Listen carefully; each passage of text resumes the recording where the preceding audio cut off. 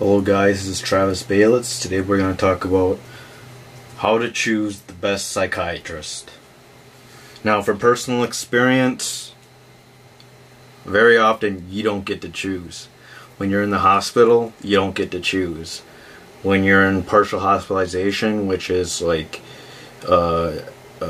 hospitalization outside the hospital, if that makes sense, you don't get to choose your psychiatrist. So, reality is, it's a tough choice. You don't get a lot of choice when you're out there.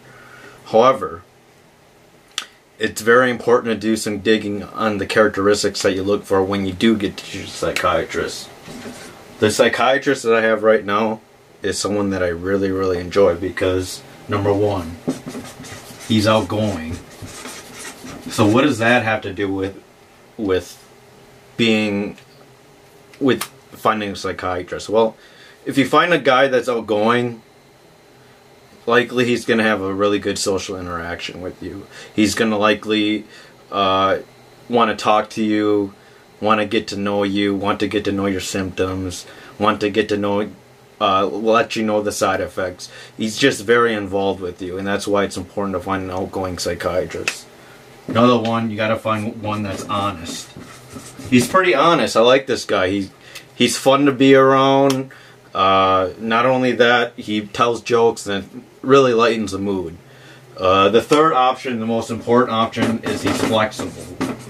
Now, what do I mean by flexible?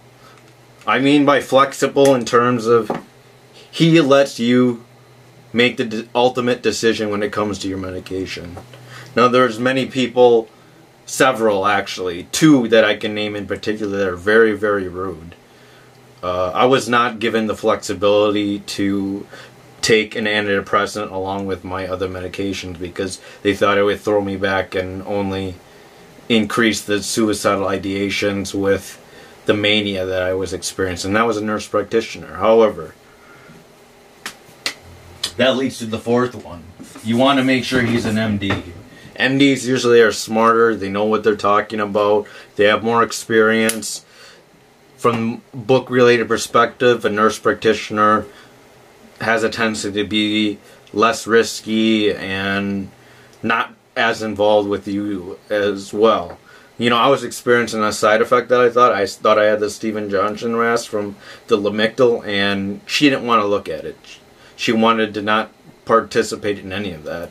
I was with her for a year, and in the end of that, later that year, she said to me that I cannot work with you anymore because you're not getting any better. Well, I'm not getting any better because you're not making me make my own choices when it comes to being involved with my medications and what I have to take.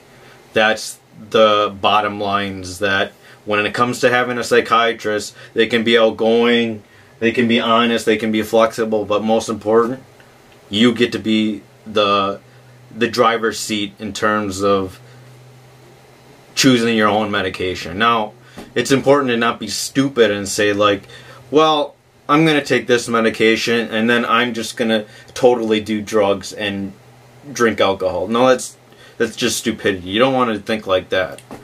However, if you think smart, like, hey, I've been on Latuda and Lithium, and I've been suicidal. I've had 6 hospitalizations.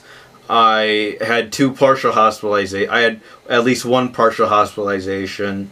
And I don't feel like I'm getting any better. And I even am considering shock therapy, which is all true at that one time. This psychiatrist gave me the opportunity to make my own decision when it came to taking antidepressant. And I'm glad I did. I feel better. Miraculously, the drug seems to work a lot better than when I'm without it. I'm just thankful I found this guy.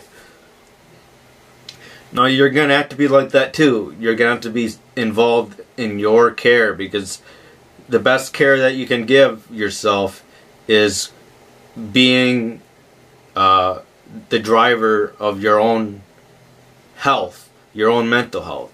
It's so important that if you do not take care of this, people are going to run over you. That simple. They're basically going to say, You take these drugs. Don't get off them. Now, how does that make you feel? It almost makes you feel like you're being threatened. That if you feel like shit, you're going to be threatened. Why do I have to stand these drugs if they're going to make me feel like crap? I don't understand that. Why should I be involved with you when I'm not allowed to do what I really want to do with my life? Now, the truth is, it's going to take some experimentation. I've been on like 8 different antipsychotics. I've been on like 6 different antipsychotics in 1 year.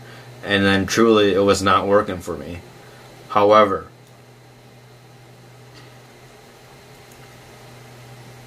I am glad that I've continued to stay hopeful.